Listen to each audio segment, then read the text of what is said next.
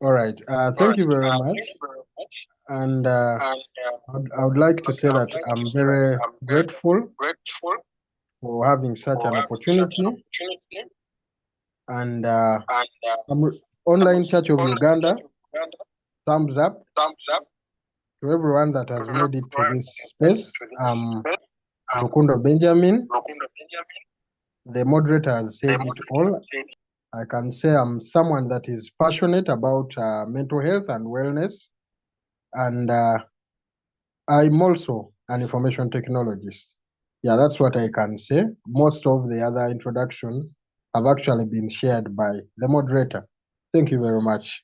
We can go ahead. Mr. Moderator, the platform is yours. Wow. Thank you. Thank you. You said the platform is mine, but it's going to be mine and yours. And also Exactly. for everyone who is here on call, let's be active in the chat room as we learn together this evening, of course, being guided and being led. So Mr. Rukundo, I think we should just start it off right away. As an information technologist, this thing of social media that is everywhere, what is it really all about when you say social media? And if also you would be kind to us, you would also go about giving us some examples of social media and also some of the uses that we have in our day and age, so that someone who is listening out there can know more about this social media that we have. Yes. All right. Thank you very much, the moderator.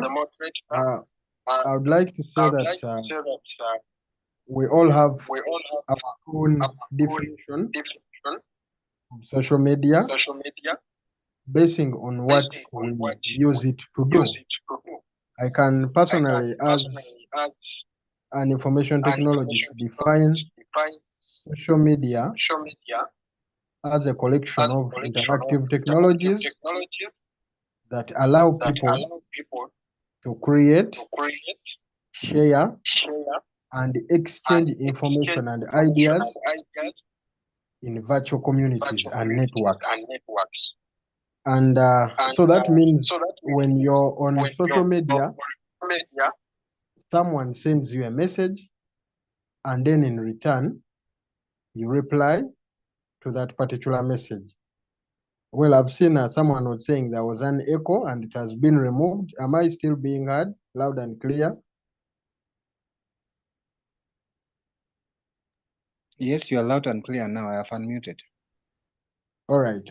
Thank you very much. So all I can say is that now that's what we call social media. Every time you're on a social media platform, I expect these two parties. I expect to have a sender and then also have a receiver. That's why most of the times when we're on social media platforms and people are not replying to what we have posted in one way or the other, this affects our mental health because we start thinking, then, am I communicating content that is not worth it? Or am I, you feel inadequate because people have not given you that feedback that you anticipated. So some of the examples of social media platforms include Facebook, they include YouTube, they include Instagram, TikTok, Snapchat, LinkedIn, and then X, which is formerly Twitter. So all these social media platforms have people that we all follow, and then we also have those people following us back. And then also, I would like to say that the rate at which these social media platforms interact is also quite different. You'll find that the interface that you see when you're using Facebook is different from that you'll see or encounter when you're using TikTok. And then you'll find that some social media platforms actually have got a recording option. You're able to do a voice recording, while for others, that option is not there. Or even when it's there, it's inactive. It has not been programmed or embedded within the system framework. So that's what I can say about the definition of social media as well as examples of social media platforms. Thank you very much. Wow, thank you. Indeed, you're bringing us to light. Because when I hear social media, it can be carried away by how broad it is. But right now, I think even my grandmother, if she was on call, she would have understood about social media. And now I'm trying to relate how social media really impacts or the relationship between social media and someone's mental health. But even before we go to how it impacts, what about mental health? How would you define mental health to a layperson or to someone who is not a professional in maybe having the burden, who is not an advocate like you are? I actually checked in and I found that since 2013, World Health Organization set aside the 10th of October, whereby every year it's a day of celebrating mental health. So I was kind of inquisitive to say, what exactly is this mental health all about? So tell me more about mental health and we can proceed on. All right. Thank you very much, Mr. Moderator. Now, mental health, just like we can hear it, refers to how someone's head is working or how someone's mind is working. And I can define it as a state of mental well-being that enables people to cope with the different stresses of life, realize their abilities, work well, and contribute to their community. So now, most of the times, there are people that have mistaken mental health for mental illness. We've said mental health is a state of mental well-being. Now, mental illness, that means someone has been diagnosed with a mental health state, and then we have an illness also coming in. That's why you find that when someone is diagnosed with a mental illness, they are then referred to places or health centers like Butabika Hospital, where they are even put on medication so as to either reduce on their state of mental well-being or to keep their mental health afloat. So that's what I can say about the definition of mental health. Every time someone is not doing well mentally, believe you me, you can tell by how you see their behavior around you. Sometimes you can think someone is doing well. Like these days, you find someone saying that they are very fine. You ask someone, how are you? They say they are fine. But from the look of things, you find someone has been withdrawn. You know, if we very well know that you love watching movies, and when the movie time has reached, then someone is not there. Someone fails to join you into the movie room, then we must basically get to know that this person's mental health is at stake. So that's what I can say about mental health when it comes to definition. Thank you. Wow, thank you. Indeed, the confusion has always been there. Mental health, is it the same as mental illness? Thank you for that clarity and also how we can go about with making sure that our mental health is really okay. So now how do I relate the two? Social media, having all these platforms of Facebook, TikTok, Twitter, we are here on Zoom, we have WhatsApp, we have Instagram, we have X, like we have all those many platforms. How really does it affect someone's mental health? Of course, I know it can affect in a positive way, but also it can affect someone's mental health, maybe in a negative way. Maybe you will come and try to clarify on that. Because when I see, we can't run away from social media. It's at a place of work. Actually, this year's theme for the celebration of mental health was workplace mental health, the theme. But we can't run away from social media. It's everywhere, technology, e-learning. So really, how does social media affects someone's mental health? Let's start with the positive way. How does it influence my mental health in a positive way rather than just putting me going downhill with my mental health? All right. Now, looking at the positive impacts of social media on mental health, like we've now known a very clear distinction between social media and mental health. So now we are able to relate or know how social media then impacts on someone's mental well-being or mental health. Now, the positives are the ones that I'm going to start with, because even when we are teaching in mental health, we've always told people to first look out for the positives in a situation they are going through before they can look out for the negatives. So the positive impact of social media on someone's mental health or well-being is that there is increased connectivity.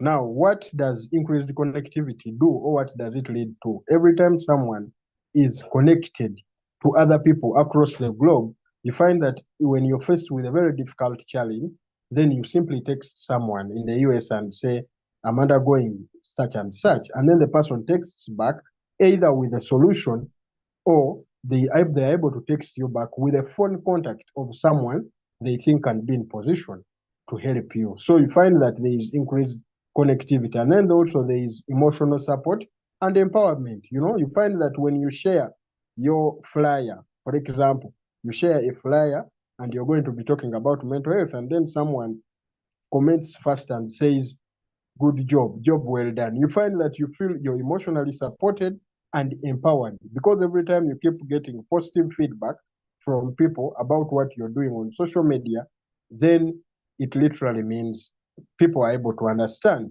that they are being supported emotionally and they feel empowered. Then there is also what we call awareness and advocacy. Now, like now we are doing about mental health and mental well-being, you find that most of the people were not literally informed about mental health and wellness.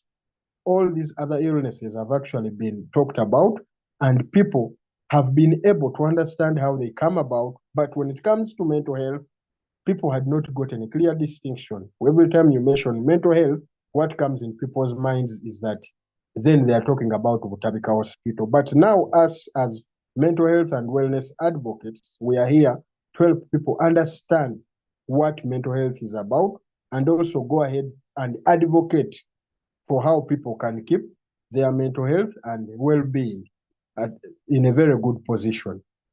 And then also we have access to resources. You find that using social media creates access to resources. I'll give you an example. Sometimes there are times when we are online on our social media platforms, say like on X, and then someone has shared an article from the World Health Organization or a report about mental health. I'm able to download that report and then go further and dissect it, into whatever I want to gain out of it, and then also share it further to the respective respondents or to those I feel it will have an impact on. And then we also have expressing one's self. Now, most of the people say the best way to express one's self is through using social media. Yes, I also want to agree with you. Some people say they cannot agree with you anymore, so to mean the same. So I would like to say that social media helps people express themselves. When someone buys an expensive shirt and takes a photo of it and says, how my December is going down, and then people say, you man, your taste is so good. Your taste and preference is like for Chinese, is like for English people. You feel, you've expressed yourself and you've got feedback in return. So that's also one way of having a positive impact of social media. Then also learning. You'll discover that, like, for example, I do part-time lecturing at YMCA, Mukono branch. I've personally taught online. I do online classes. It is rarely that I do the physical classes. Most of the times, we've created an online WhatsApp group whereby I share all the materials that people need to read about. And then later on, even assessments, even when I'm doing my assessments, I simply share my courseworks with the students. They do the courseworks, so the next time I'm meeting them physically, I simply get those courseworks, mark them, and hand them their marks immediately, again online. So the coursework is assigned online, and the results are also obtained online. So there is nothing much that social media can really, do apart from that. Also the learning aspect, So you can clearly see that learning is made easier through social media, and most other institutions of higher learning have also adopted the same. You find that there is a link that is shared. I remember when I was doing my Bachelor of Science in Information Technology from Uganda Christian University, and our lecturer for the final year project in IT told us that there is a link I'm going to create for you people. Make sure you submit your work there, and then the link had a timer. So whoever submitted their work past midnight, work was never sent. So you find that even in learning, social media really plays a very big role. And then we also need to think about social media helping us to find creative outlets. You find that you can have your creativity and skills, but how will people get to know that you're able to do all that without you sharing on social media? I mean, TikTok is there. Even when you're making these simple things, like say you're making doormats, you're making fast foods, mandazi, you find that when someone shares that on their social media platform, then in return they obtain market for their products. And when they sell when they sell their products in the market, then they are able to obtain a profit from their own products. And then we also have another positive impact, the last one, that is entrepreneurship and networking. Now, there is no way you can network with people when you're not on social media. Believe you me, the old way of doing things has disappeared.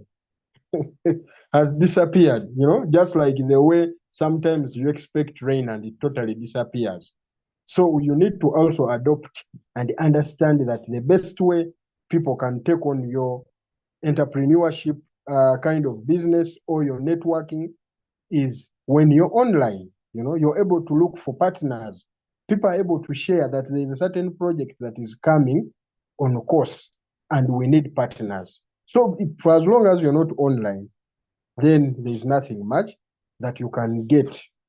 So those are some of the positive impacts of social media on mental health. So I'm also here now to dissect into the negative impact of social media.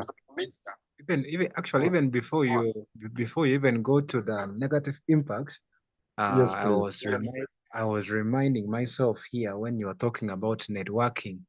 I'm not very much old, but I remember when I was a young boy, and dad used to send me that, Emma, come and go and call your uncle. We go for a family meeting or a clan meeting. And there was no phone, there was nothing. You run, or if you can't run, or when you're tired running, you begin to walk. And if you're tired walking, you can even rest under some tree and then continue going until when you reach that place. So surely when I see the technology that we have right now, I'm here and I'm seeing you, I am reaching out to all these very many people. After this, I can even pick a phone and call my dad. It has really been very much positive. And actually, even someone in the chat room gave her contribution. That is Mondo Irene. And she has said that it reaches a number of people within a short time.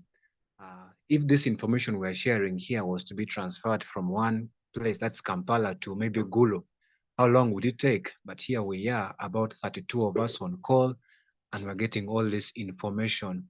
And someone has also been asked on call that, do we have social media influencers? You find someone is having so many followers, and then they post something about online church, and then so many people come in, and because the person who's an influencer would have used social media in a positive way. And now, of course, as you dive into the downsides of social media on our mental health, I was actually raised up with the mind and with the mentality that nothing exists if its direct opposite also does not exist. I see really we have quite a number of positive impacts that we have: increased connectivity, emotional support, awareness and advocacy, which we are a big fan of, and I admire that. Access to resources, expressing oneself. You gave that wonderful example. Learning, creativity, and being influential, and as well entrepreneurship. So now, please take us through the downsides of social media on our mental health, how it can really affect us in a bad way. Friends, you can also try to bring in yours on the chat room. I will be checking in. Thank you. Over to you, Benjamin. All right. Thank you very much. As you were submitting, there's something that has actually also come into my mind when just to add on networking.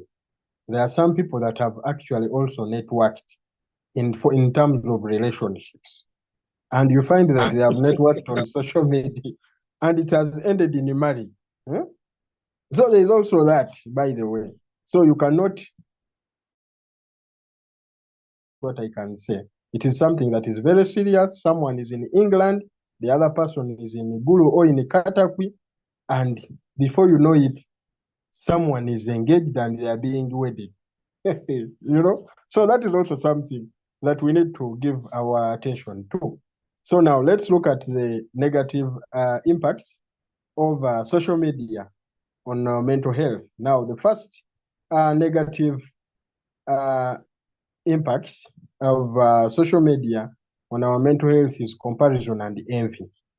Now, I would like to tell you that when it comes to comparison and envy, social media has actually done more harm than good because it has made people to do too much of thinking that they have been left behind in life. They feel that, there's nothing much that is happening in their lives because every time they open a social media platform, someone is driving an Range Rover, an agent is in a massage parlor. I mean, there is a lot that is happening. So, and people are getting envious, which has actually even led to untimely death of some people, because someone always oversharing. Today is sharing in a Range Rover, the other day is sharing in a Land Cruiser, the other day is sharing in a Jeep. Basically, cars of 500 million and above. And before you know it, they are ambushed and killed simply for nothing when they did not even own the cars. There are some people that are very good at comparing themselves to other people. Now, I would like to say that it's also not good to envy people because we do not know where these people are coming from. I can tell you that you can envy someone. There are some people in social media that are living their real life, but out of 10, only 3 are living life to the fullest and as it should be. The other 7 are simply faking it till they make it. So that I can tell you, stop comparing yourself with what you see on social media, you know? So simply see it and watch it, but then be like, okay, when my time is right, I think I'll get there. And then the second thing, negative impact of social media on mental health is cyberbullying and online harassment. Now, I want to tell you that the moment you post a message on, say, Facebook, like on Facebook, I have 4,978 followers, friends. So I'm left with about 20 something to reach the 5,000 limit mark. And then people start simply following me. So I've fully maximized social media, when I come to that kind of point. So cyberbullying happens in such a way that you post something and say, when it is time for me to enjoy my money, and someone says, it is not the first time we are seeing the money. Now, such a statement will not leave you the same, definitely. It will put your mental health at stake because you really thought that by getting money, by getting notes of 50,000, and then you're showing the people, you're saying, 51, 52, 53, and someone, the next video in the comment section, someone is showing the dollars. So you find that at the end of the day, you feel so demoralized and you feel you're being bullied. Cyberbullying takes the course. And then third is addiction and time mismanagement. You'll all discover that someone can sit on their phone from morning to an extent that until they feel they are hungry, that's when they leave the phone. So these days, it is not like we keep looking at our phones or our wall clocks to tell that it is lunchtime, but people on social media simply tell that it is lunchtime when they feel the stomach, some sound is coming from the stomach. But someone is on Facebook, they watch whatever is on Facebook, it gets over, they join X, watch whatever is on X, it gets over, join TikTok, watch whatever is on TikTok. I mean, before you know it, someone has developed ulcers. And really, this affects people in a very hard way. So addiction is something we need to look into. And then also the fear of missing out. Now, I've told you, people are in competition. And this has really become a negative impact of social media on people's mental health. Someone shares on social media a suit of 1 million that you do not know whether they have bought it and they own it, or they have simply gone to a boutique and hired that suit. Now, there is someone I actually know that went to a boutique and borrowed 5 suits of 1 million and simply paid 30,000 to wear just them. You wear, they take your photo, you remove the suit. You wear. So the guy shared all these photos at once on his social media platform. and people started praising him. Oh my God, I wish I have such a man as my husband. You know, ladies started, men started, teens started. So now someone else came in that same angle and tried to go now, you know, also wanting to do the same. And now for them, they never knew that this person had actually borrowed these suits. So they went and they started getting loans from money lenders. Now the guy is homeless. You know, so such things can actually come in. Your fear of missing out is something that is very negative when it comes from social media. And then we also have disinformation and misleading content. I want to tell you these days, links that are being shared on social media hey, about UNICEF, you know. Now, let me tell you one thing. Avoid the social media lies as much as you can. If you really want to know what it takes to live from Uganda to America, what why don't you choose to go to the US embassy and get first-hand information from there? Because most of the times people will be online and tell you, I offer immediate solutions, quick visas, you know. So you fall for such a person, you become a culprit, you send your money, the following day they have switched SIM cards. So you find that there is a lot that has actually happened. You know, this information, people are being told to share links all the time. You know, share this link to 1,000 people and you win money. You know, now how realistic is that? Now, social media has really caused a lot of problems because of this information. Some people also have reached an extent of telling people how they can invest 500,000 and then earn 1 million in 1 week. Now, as someone that has done business or someone that is doing business, we very well know you cannot invest 500,000 and earn 1 million. That is just a lie. All these are scams. So that disinformation and misleading content has made people lose all they worked for in their teenage years. And right now, as we speak, people have nothing that is left. And then we also need to think about another negative impact of social media, which is detraction of people from face-to-face interactions. Now, you find that people are very quick to say, can we have a Zoom meeting or can we have a Google Meet, okay, as a family, as compared to saying, can we meet at Serena?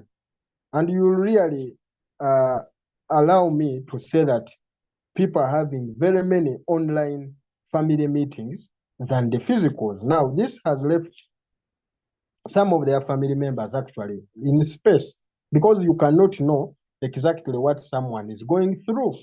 You know, when you're simply sharing online, all they will say is that I'm so and so, I'm very fine. I'm so and so, I'm okay. Now, at the end of the day, you find that really life will not be the same.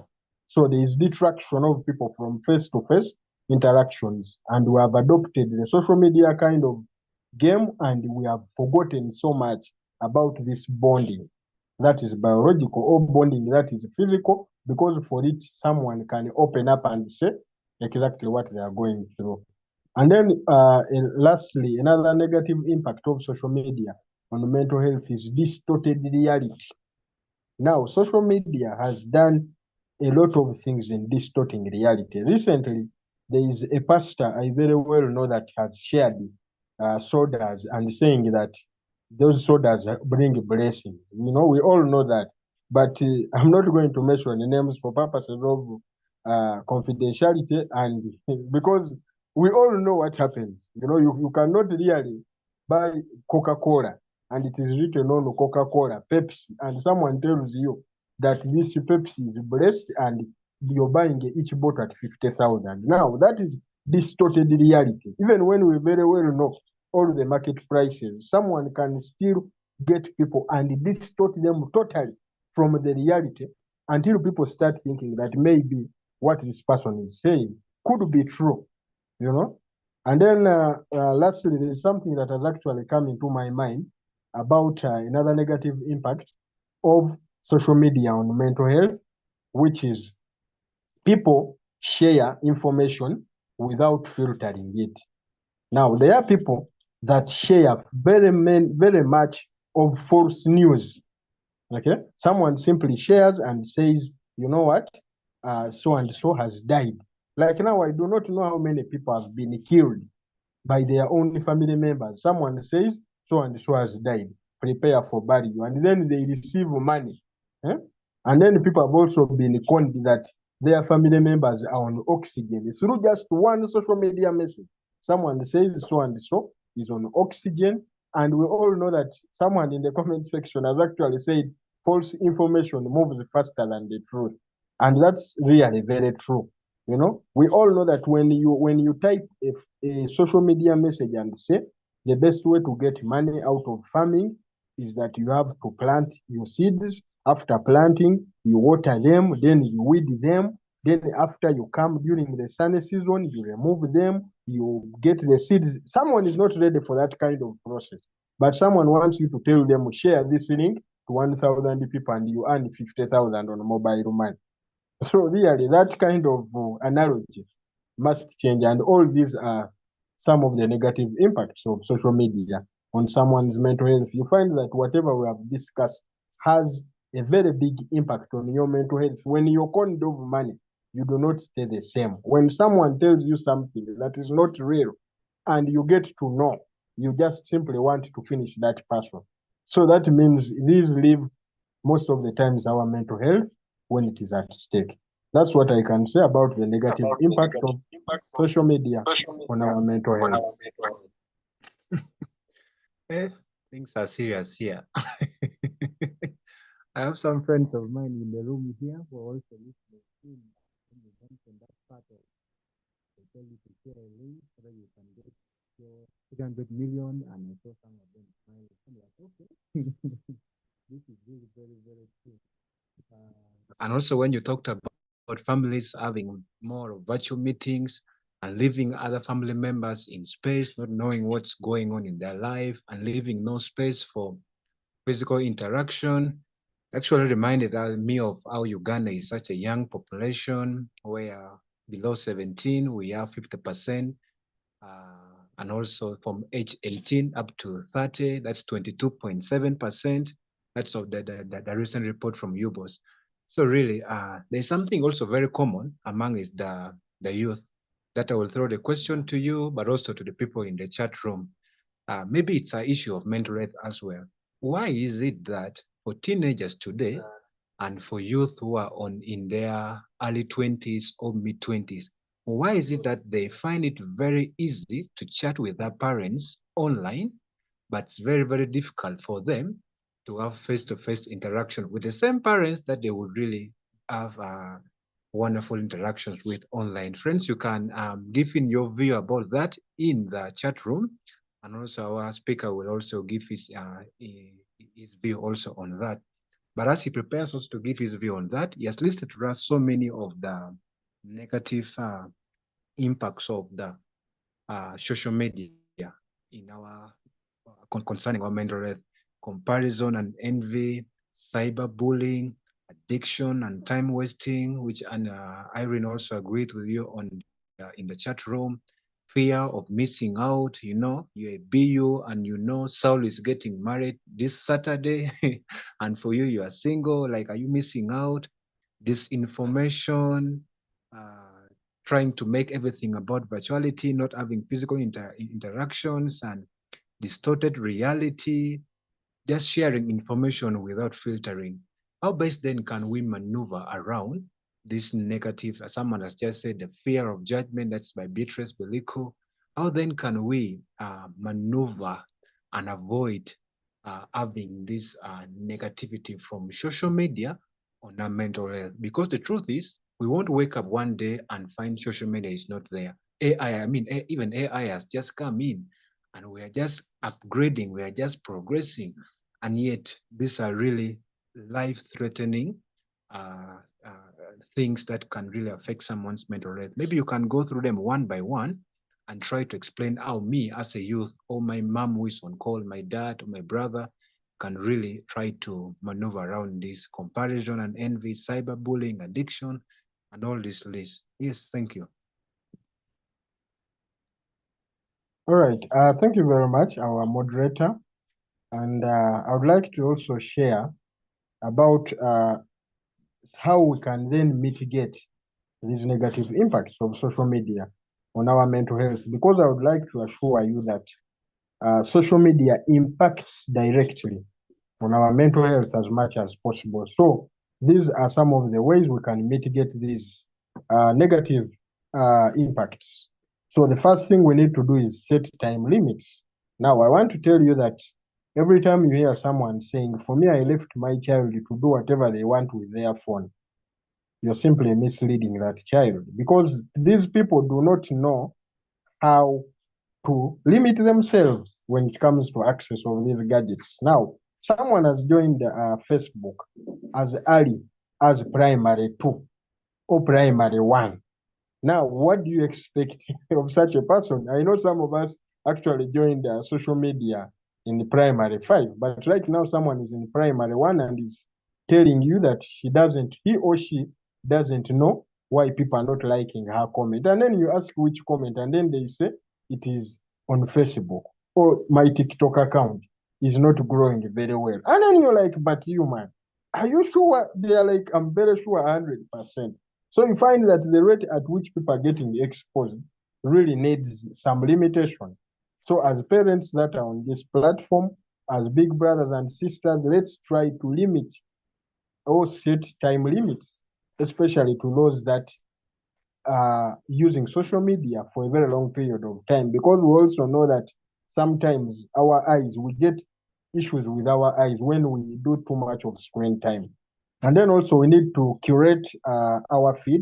I can say curating our feed looks at following positive, inspiring accounts instead of harmful ones. Now, it would be better for someone to look at, follow pages that have something positive to add on you. I can give you an example. When you follow pages like Online Church of Uganda, when you follow pages like Mental Health Uganda, there is something they're going to talk about that you've either gone through or you need to prepare to go through. So other than following very funny pages that are so misleading, I would like to say that it would be better and wise for you to keep your feed curated. And then let's also learn to practice digital detox. Regular breaks from social media help us to reconnect with offline life. Now, let me tell you, like it or not, social media cannot outsmart offline life. We all know that. That's the reason as to why every 23rd of December, people are going up country. If really social media was enough, someone would not be, wasting their fuel and money to go, up country. But because they know that when you go, for example, I come from Cavalry, so every time I'm in Cavalry, I feel, the weather has changed, the environment is changing. So when you interact with nature, there is a very big difference. So you need to practice digital detox and also focus so much on offline life. That will help you mitigate the negative impact. Then also look at seeking professional help from a therapist or a counselor. I know of people that have reached that level where they need someone else to talk to them about maybe the disadvantages of overkeeping on social media most of the times, because it's not something easy. You find that sometimes some people share things that should not be seen by a certain age bracket. And because most of the time these people are on social media, then, it makes it very difficult for them to run away from such pictures. So someone else must come in, like a therapist or a professional counselor, so that they can talk to them about the adverse effects of social media. Then we should also think about education and awareness as a mitigation measure from the negative impacts of social media on our mental health. What do I mean by education and awareness? Here, I'm looking at understanding effects of social media and promoting digital literacy, which helps individuals then to use it responsibly. I would like us to credit the use of AI, because these days you find that AI does it and has made life very simple and easier, that when you're searching about something, they only give you something that is in line with what you're searching for, as compared to the other platforms whereby somebody is searching for. We all know that when you're searching on Google, for example, and you type in something, they will end up giving you some information that you don't even actually need. But believe you me, with artificial intelligence these days and era, every time you're searching about something, say a subject matter, they will give you something that is exactly in line with that particular thing. So that's what I can say about mitigation measures from the negative impacts that are caused by social media on our mental health. Thank you very much. Wow, wow. Thank you very much, brother Benjamin, for so far you have done as well. As you can see, I believe you're following in the chat room. Thank you, my friend Benjamin, for great sharing. Thank you so much, Benjamin. Thank you, Benjamin, for this education outside classroom. Reverend Benjamin is agreeing with you about time limits. Beatrice Beliko, like I said, the fear of judgment, that's one of the negativity. Reverend Benjamin is also agreeing with you and is praying that may God give us the grace to use social media for building of his great kingdom.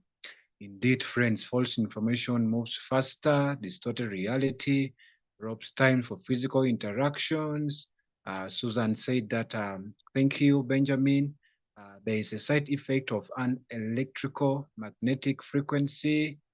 And I also, Susan posted something here that people view status and think that's a greeting. But when one dies, they rush to show fake love. Oh, Bambi, gone too soon. How can we help? Let me read it. That how can we help all the generations, Gen Z and millennials and silent generation, to go back to the old roots? And Patient is agreeing with that. Talk about it, Wama. Even someone greets people in the group, but people see, nah, yeah, to respond. You know, you can tag someone in the group, hey, good morning, Benjamin, and they don't reply to that. Oh, our generation. Indeed, may the Lord help us.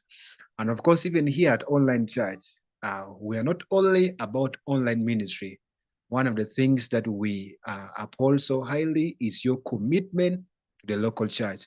That's why if anyone joins any WhatsApp group for the Online Church of Uganda, when you're introducing yourself, there is that part that we ask you, tell us, where do you go to church locally to pray from? And even that's the reason why tomorrow on Wednesday in the evening, we don't have any program here, so that someone can get time to go to the local church. Even on Sunday, there is really nothing here at Online Church. I'm trying to emphasize that because you said it that nothing online will really measure up to something that we can get physically, be it at fellowship, be it at interacting with one another.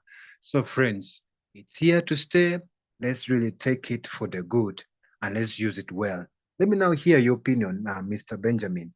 Uh, is it really an issue of mental health or what? I find it easy for my generation that they interact with their parents so much online.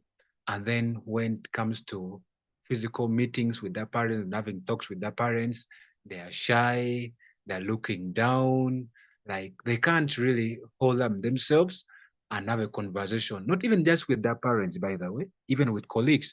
You find someone really very noisy online, and then later on, we meet them in person. Actually, some people have said the online me is different from the physical me.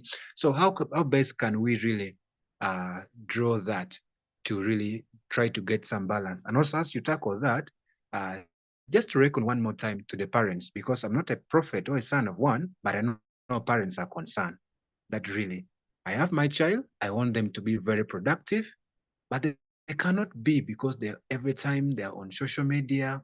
So how can a parent practically monitor and set limits for their child as far as social media is concerned? You can give us your response to those two, then I think I have one more as we try to bring this to a close. Thank you.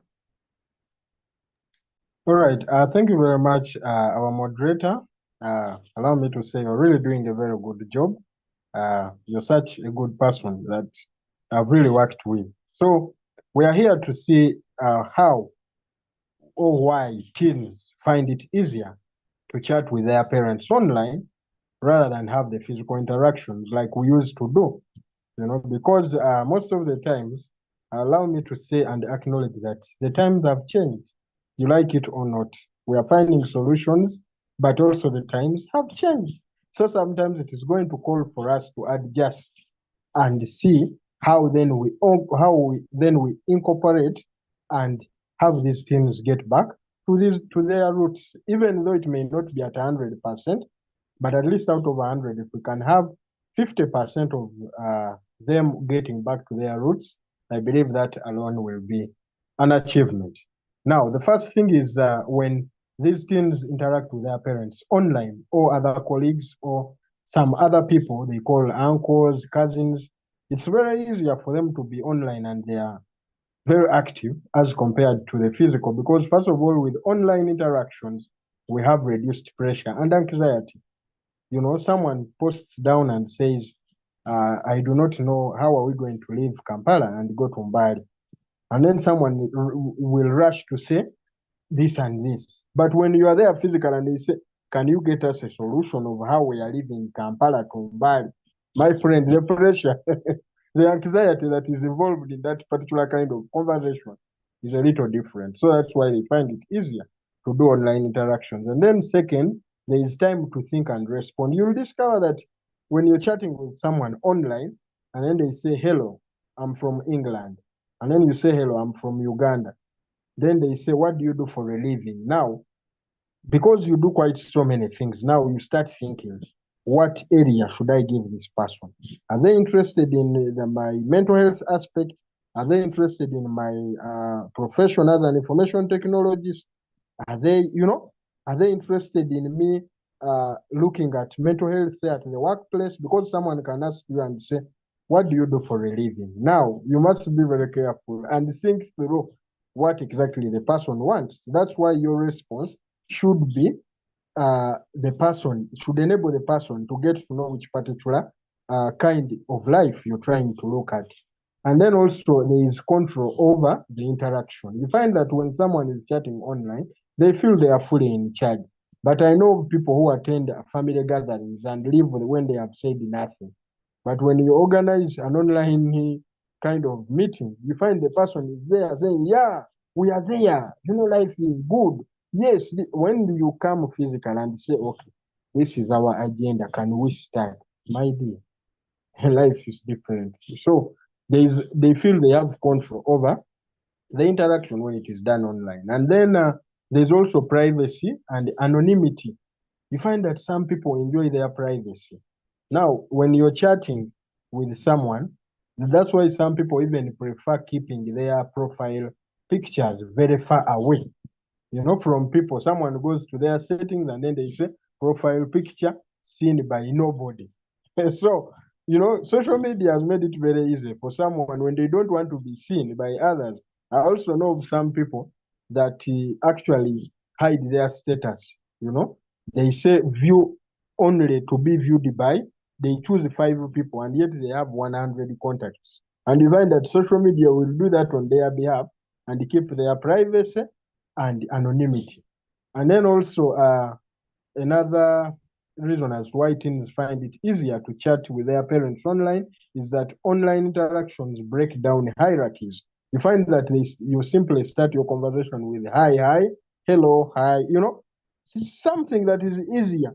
But now, if it is physical, if it is like if it is like now in Central Region, you have to start with Muzee Yerade, Mwasuze Mutia, Mutiano. Now, if it is from the West, you have to start Mudire Muta, Amagara, Agandi, Now, if it is from the East, people from Mumbai, now you have to start by saying, hey, Mwagone Murie, Makua.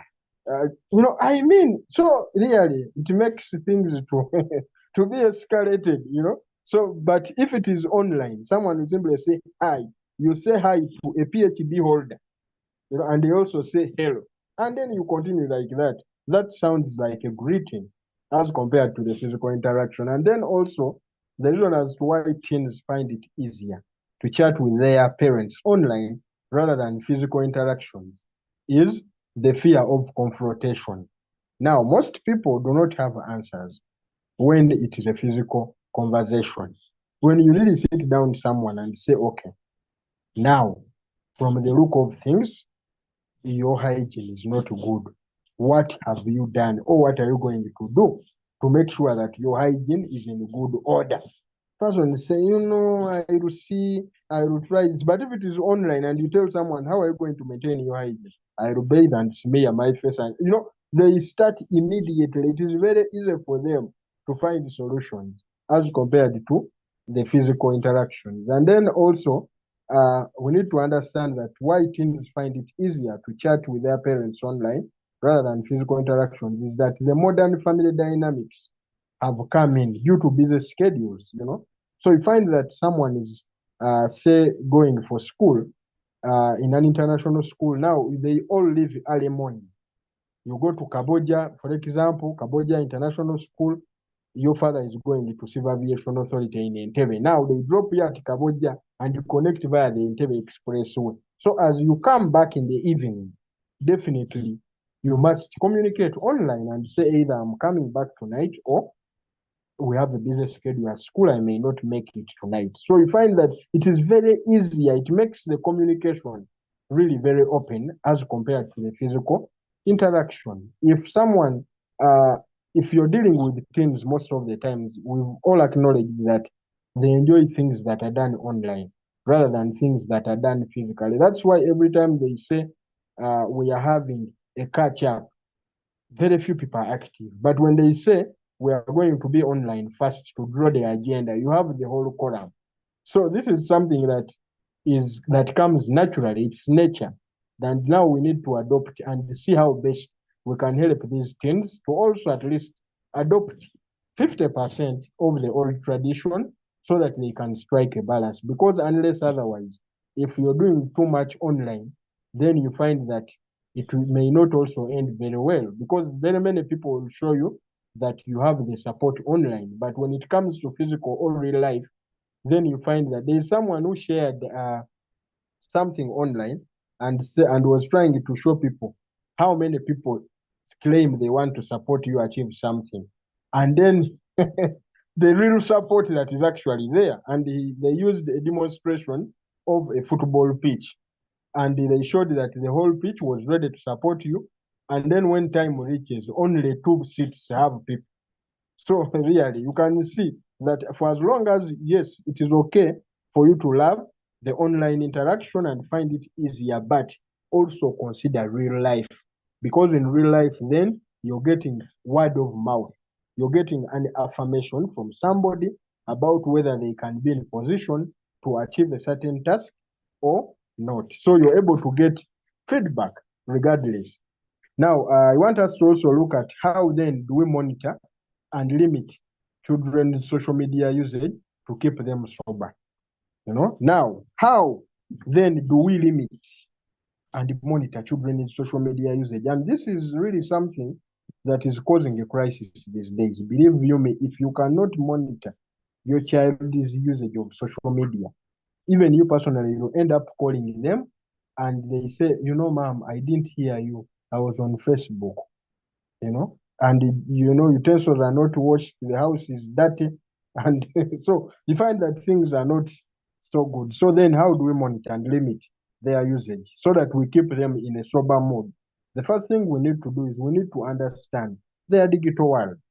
Okay? Understand the digital world of these people that they are going through. For example, through familiarize yourself with the apps they use. Let me tell you, these days, you find that if you, the father, you are on Facebook and your daughter is also on Facebook, you're able to tell them that there is this account moving online. When they send you a request, don't respond to it. Do not accept their friendship request. Then this child bonds with you. They know you are on the same page. But every time they say they are good, they are getting on social media, then you say, now you see, you are being spoiled and all this and all that. Now, uh, another thing we need to look at is set clear boundaries using screen time management tools to set daily usage caps. Now, this can actually be done by a software engineer, or it can also be done by you, but you really need to go down to understand how the application works, go into the settings, choose how much time the student uses, and something like that, or your child.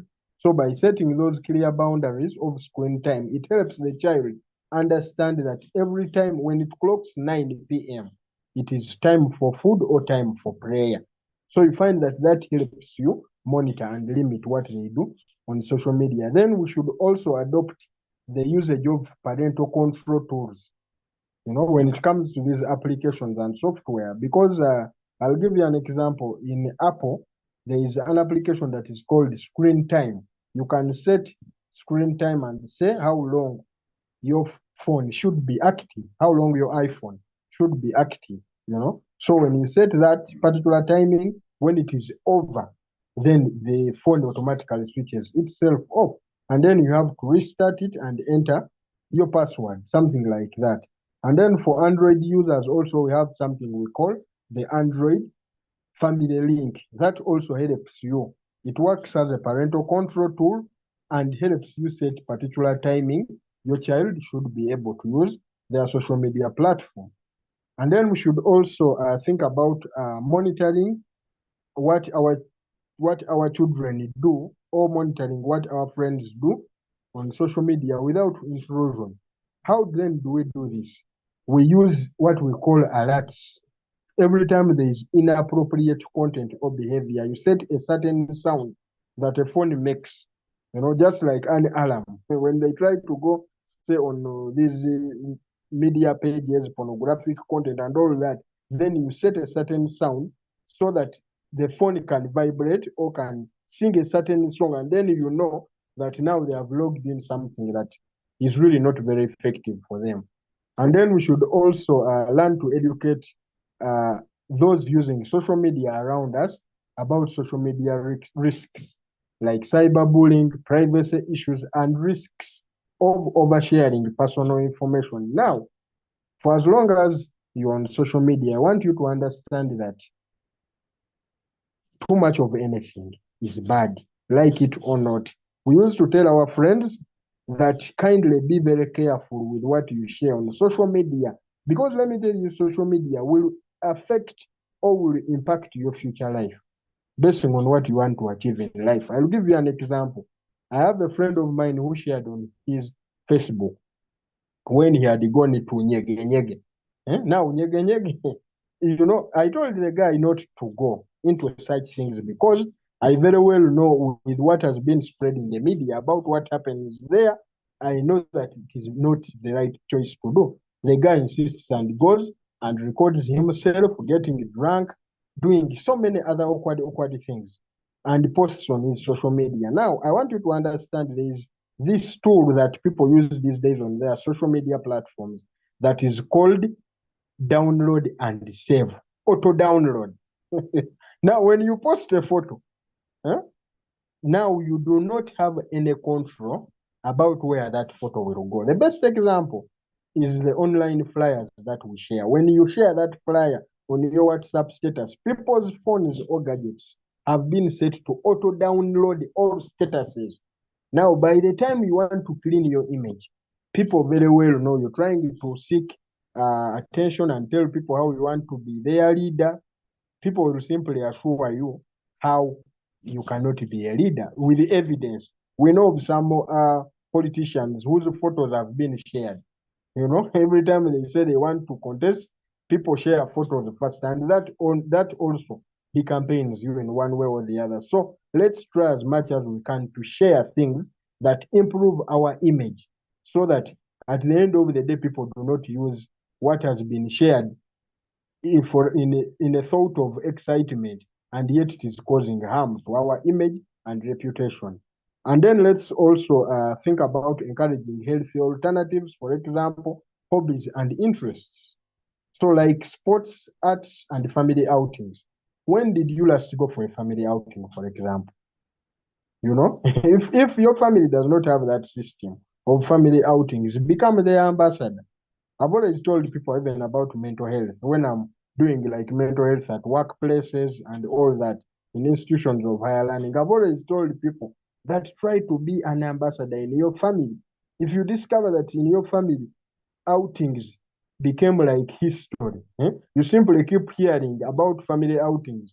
Like you used to hear about Lake Victoria when you are in the village and they say the biggest lake is Lake Victoria. The deepest river is River Nile. But when they ask you where River Nile is located, you simply do not know anything about it. So it would be better that we become ambassadors within our own homes, start the culture of family outings as a person, you know, even if you only went and took water and had a conversation as family members, that changes so much as compared to you being on your gadget 24/7. And then lastly, you need to lead by example.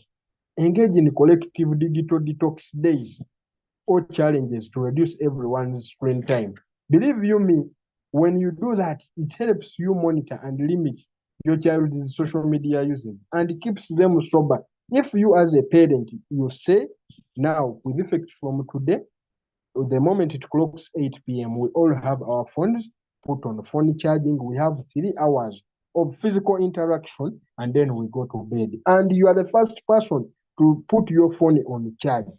The children will definitely also have no option but to follow you. But for as long as you're telling people to leave social media and every other day you're opening a new account, then believe you me, if you cannot lead by example, then it will be very hard for your children or for these teens and the other people around you to really take whatever you tell them about social media.